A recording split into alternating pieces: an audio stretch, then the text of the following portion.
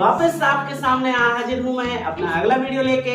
पिछले वीडियो में मैंने आप लोगों को रॉलेट एक्ट, साइमन कमीशन, इसके बारे में बहुत अच्छे से जानकारी दी थी। जलियांवाला बाग हत्याकांड क्या था, क्या कैसा घटनाक्रम घटित हुआ था, उस घटने के बारे में मैंने पूरा बहुत अच्छे से बच्चों उस वीडियो में मैंने एक्सप्लेन किया है। तो आप लोग उस वीडियो को जरूर देख लें। तो बच्चों उस वीडियो में मैंने स्टार्टिंग की थी, शुरुआत थी हमारी सविनय अवज्ञा आंदोलन से। वहां पे वो वीडियो हो नहीं पाया क्योंकि आपको उसके पहले फिल्म नदी डायरेक्ट हम बताएं कि हीरो की और मतलब विलन की लड़ाई हुई, तो उसके पीछे पहले कुछ कारण तो हुए होंगे, कहाँ पे कैसा क्या घटनाक्रम हुआ, उसको मैंने उस वीडियो में बता दिया।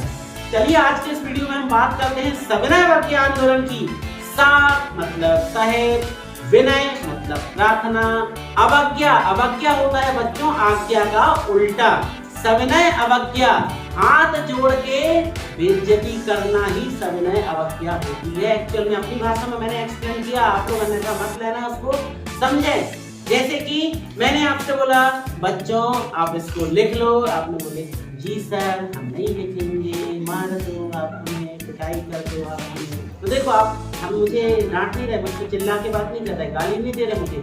मैंने कहा बच्चों इसको लिख लो, आपने क्या कहा सर हाथ जोड़ रहे हैं हम नहीं लिखेंगे, आपको तो कुछ करना कर लो। यही कह रहा थी बेटा सा विनय अवज्ञा। सा मतलब सहित, विनय मतलब विनय सहित मतलब प्यार से, अवज्ञा मतलब बेइज्जती या बात ना मानना। प्यार से मना कर दो कि हम आपका काम नहीं करेंगे। बात कर रहे हैं हम सविनय अवज्ञा आंदोलन की। बहुत ही अच्छा प्रश्न है बच्चों, ये आपके जो भारत में राष्ट्रवाद है उसमें विश्लेषणात्मक का 5वां क्वेश्चन है, इसका आंसर मैं आपको दे रहा हूं। इसके पहले मैंने आपको प्रश्न पहला जलियांवाला बाग हत्याकांड, प्रश्न तीसरा साइमन कमीशन के बारे में बता दिया था।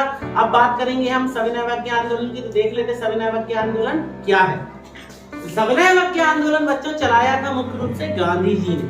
सविनय अवज्ञा के जो मेन लीडर थे वो कौन थे, हमारे गांधी जी। गांधी जी का भजन आपने सुना होगा, वैष्णव जन तो तेरे कहिए रे, पीर पराई जाने दे।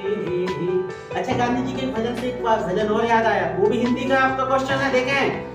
रघुपति राघव राजा राम, पतित पावन सीताराम। शब्द देखें, रघुपति राघव राजा राम, रघुपति राघव राजा और राम। देखें ये है बेटा अनुप्रास अलंकार का उदाहरण। वह अलंकार, अनुप्रास अलंकार क्या होता है, जब किसी काव्य की, देखो अलंकार क्या होते हैं, काव्य की शोभा बढ़ाने वाले तत्व अलंकार होते हैं। रघुपति राघव राजा राम में देखें रा वर्ण की, जब किसी एक वर्ण की बार बार आवृत्ति हो वहां पे कौन सा अलंकार लगता है, अनुप्रास अलंकार, याद रखिएगा। ठीक है, बात कर रहे थे गांधी जी की। गांधी जी का रघुपति राघव राजा राम याद आया तो मैंने आपको देखो हिंदी का भी एक प्रश्न आपका छोटा सा यहाँ कवर हुआ, रघुपति राघव राजा राम, पतित पावन सीताराम। ये क्या है, अनुप्रास अलंकार है। कम टू द पॉइंट, बात है उन दिनों की जब दिसंबर 1929 की बात है। 1929 सन था, महीना था दिसंबर का, जगह थी लाहौर। लाहौर में दिसंबर 1929 में कांग्रेस का अधिवेशन किया जा रहा था। कांग्रेस का अधिवेशन, अधिवेशन मतलब एक मीटिंग हो रही थी कांग्रेस की। इसमें कौन कर रहा था, कांग्रेस कार्य समिति के लोग। कार्य समिति मतलब जैसे गणेश जी की समिति होती, दुर्गा जी की समिति होती, तो उसमें कौन लोग रहते हैं, जो लोग उसमें गणेश जी की समिति में या दुर्गा जी की समिति में जो लोग भाग लेते पार्टिसिपेट। ठीक है, तो वहाँ कांग्रेस के जो प्रमुख नेता थे वो सारे मिलकर के एक कांग्रेस की अधिवेशन कर रहे थे। इस अधिवेशन में हमारे गांधी जी, देखो छोटी सी इमेज के माध्यम से मैं दिखाना चाहता हूँ, हमारे गांधी जी ने, ये है महाशय लॉर्ड इरविन। कौन है ये, लॉर्ड इरविन। आप लोग बुक में उत्तर देख लेना, मैं आपको इसकी स्लाइड भी दे दूंगा, बता दूंगा। ये लॉर्ड इरविन है और ये हमारे बापू गांधी जी। गांधी जी ने इस कांग्रेस अधिवेशन में लॉर्ड इरविन से डिमांड रख दी कि हमें पूर्ण स्वाधीनता दी जाए। पूर्ण स्वाधीनता मतलब कि पूरी पूरी आजादी, पूर्ण स्वाधीनता की मांग कर दी लॉर्ड इरविन से। लॉर्ड इरविन उस समय का अपना गवर्नर था। तो गांधी जी ने कब मांग करी, दिसंबर 1929 में लाहौर नामक स्थान पे कांग्रेस का अधिवेशन हो रहा था। इस अधिवेशन को कौन बना रहे थे? कांग्रेस कार्य समिति के लोग इसको आयोजित कर रहे थे। इस कांग्रेस अधिवेशन में महात्मा गांधी ने लॉर्ड इरविन से एक डिमांड रख दी कि हमें पूर्ण स्वाधीनता दी जाए। पूर्ण स्वाधीनता की मांग कर दी। पूर्ण स्वाधीनता मतलब अब हम लोग, हमारा देश है, हम यहाँ के भारत के वासी हैं और हम जो चाहेंगे वो होगा। इस पर ये जो लॉर्ड इरविन थे, इन्होंने मना कर दिया कि मैं नहीं मानूंगा आपकी कोई भी बात। चलो भैया, बात आई गई। इस अधिवेशन में, कांग्रेस अधिवेशन में इस बात की पूर्ति नहीं हो पाई। 30 जनवरी 1930, देखिए दिसंबर 1929 और 1930 में मुश्किल से 1 महीने का अंतर है। लगभग दिसंबर के बाद जनवरी आती है, 1929 और 1930। 1 महीने बाद गांधी जी फिर आए इसके पास, लॉर्ड इरविन के पास, और गांधी जी ने आके कहा कि देखिए आप हमारी पूर्ण स्वाधीनता की मांग नहीं मान रहे, कोई दिक्कत नहीं, मत मानिए, मगर हम आपसे 11 मांगे अपनी मनवाना चाहते हैं। उन्होंने, गांधी जी ने आके इस लॉर्ड इरविन से 11 मांगों की और डिमांड की। मतलब बोले कि आप चलो पूरे अधिकार नहीं दे रहे तो हमारी ये 11 बातें मान लो, इन मांगों को आप पूरा कर दो। चलिए भैया, लॉर्ड इरविन ने साहब जो रहे उनकी 11 मांगे सुनी। तो 11 मांगे जो रही वो कौन सी थी? हमारी 11 मांगे 11 मांगे थी। तो देखें बच्चों, सबसे पहले इंसान की जरूरत क्या होती है? रोटी, कपड़ा और मकान। तो रोटी सबसे पहले गांधी जी ने पहली मांग रखी थी कि जो भू राजस्व है, देखिए रोटी कहाँ से उगती है बेटा? जमीन से, और जमीन मतलब भूमि। तो भूमि पर लगता है टैक्स, अंग्रेज लगाते थे बहुत सारा टैक्स। तो गांधी जी ने कहा कि भू राजस्व को कम करो, पहली मांग। अब रोटी हो गई, उसके बाद बारी आई कपड़ा। तो होता ही ऐसा कि गांधी जी जो है खादी बनाने के खुद समर्थक थे। गांधी जी लोगों को स्वावलंबी बनाने के लिए प्रेरित करते थे, तो कपड़े खुद बनाए जाते थे। और होता क्या था, अंग्रेज लोग बाहर से कपड़े बुलवाते थे। तो गांधी जी ने ये बात रखी थी कि दूसरा पॉइंट था कपड़ों का आयात कम किया जाए।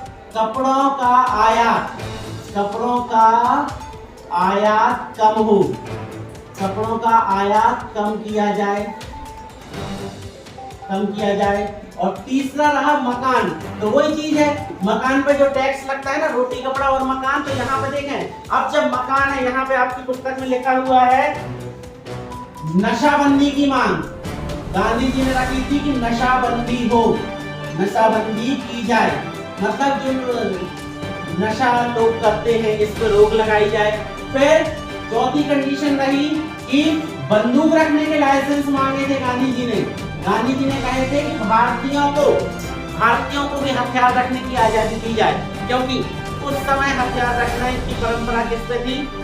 केवल और केवल अंग्रेज हथियार रख सकते थे। तो गांधी जी ने कहा कि भारतीयों को भी बंदूक रखने की परमिशन दी जाए, मतलब कि यहाँ पे क्या है, बंदूक लाइसेंस। आपको हम इसकी स्लाइड दे देंगे अपने वीडियो के माध्यम से। वीडियो जब फिनिश होगा बच्चों, उसके लास्ट में ये पूरे उत्तर की स्लाइड चला देंगे, तो वहां से आप इसको देख के लिख लीजिएगा। मैं आपको उत्तर समझा रहा हूँ, गांधी जी की बातें बता रहा हूँ। गांधी जी ने कौन कौन सी 11 मांग करी थी। 5वां यहाँ पे क्या रखा था? अब देखिए, रोटी खाने के लिए क्या लगेगा? नमक। तो उन्होंने कहा था नमक कर समाप्त किया जाए। नमक पे टैक्स लगता था, तो इसको उन्होंने बोला कि नमक पे जो लगता है टैक्स, उसे समाप्त किया जाए। और 6वां यहाँ पे रहे कि राजनीतिक बंदी, राजनीतिक बंदी छोड़ दिए जाए। राजनीतिक बंदी क्या रहे बेटा? जो लोगों ने अंग्रेजों के खिलाफ आवाज उठाई थी शांतिपूर्ण ढंग से, अंग्रेजों का विरोध किया था, अंग्रेजों ने डोरा टैक्स के जरिए बहुत सारे लोगों को जेल में बंद करके रखा था, और भी कई बीच में बहुत सारे क्रांतिकारियों को जेल में डाल दिया था। तो गांधी जी ने बोली कि इनको छोड़ा जाए, राजनीतिक बंदी रिहा किए जाए, रिहा करो। ऐसे कर करके बेटा आपको ज्यादा नहीं लिखना है कि पूरी की पूरी 11 मांगे लिखें। इस तरीके से आपको कुछ मुख्य मांगे बता देनी है। और ये पूरा प्रस्ताव बना के उन्होंने लॉर्ड इरविन के पास पहुंचाया कि हमारी ये 11 मांगे मानो। लॉर्ड इरविन ने इन्हें भी मानने से मना कर दिया। तब गांधी जी ने बोले, आटा माजी सटकली, अब तो बहुत हो गई। गांधी जी का मूड खराब हो गया और गांधी जी ने सविनय अवज्ञा आंदोलन की घोषणा कर दी। गांधी जी ने क्या कर दिया? सविनय अवज्ञा आंदोलन प्रारंभ कर दिया, सविनय अवज्ञा आंदोलन चालू कर दिया गया। ठीक है, तो पूरी घटनाक्रम आपको समझ में आया? एक बार फिर से रिवाइज करते हैं। सबसे पहली बात हुई थी दिसंबर 1929 में लाहौर नामक स्थान पे कांग्रेस का अधिवेशन हो रहा था। वहां कांग्रेस कार्य समिति ने एक प्रस्ताव दी जिसमें गांधी जी ने लॉर्ड इरविन से कहा कि हमें पूर्ण स्वाधीनता दी जाए, जिस पर लॉर्ड इरविन ने मना कर दिया कि मैं नहीं मानता आपकी डिमांड, मुझे नहीं है कोई मतलब। उसने मांगे से मना कर दिया।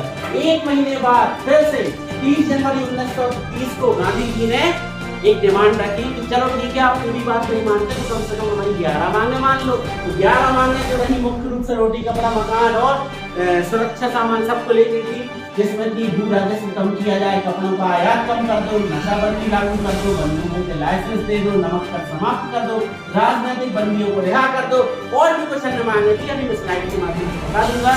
मगर ये जो अंग्रेज था इसने इन मांगों को भी मानने से मना कर दिया। अंत में क्या हुआ? गांधी जी बोले आटा माजी पटक ली, अब तो आयम उठा के पटक ली, अब तो तुम्हें झुकना ही पड़ेगा। और गांधी जी ने सविनय अवज्ञा आंदोलन को प्रारंभ कर दिया। ये है पूरी बेटा चरणबद्ध व्याख्या। पेपर में ये प्रश्न है कि सविनय अवज्ञा आंदोलन की चरणबद्ध व्याख्या को समझाइए। इस तरीके से ये सविनय अवज्ञा आंदोलन प्रारंभ हुआ था और ये पूरा घटनाक्रम ऐसे चलाया गया था। आशा करते हैं आपको समझ में आया होगा। मिलते हैं बहुत जल्द अपने अगले वीडियो में कोई और मजेदार क्वेश्चन के साथ। तब तक पढ़ते रहिए, बढ़ते रहिए और अब मुझे इजाजत दीजिए। Good bye.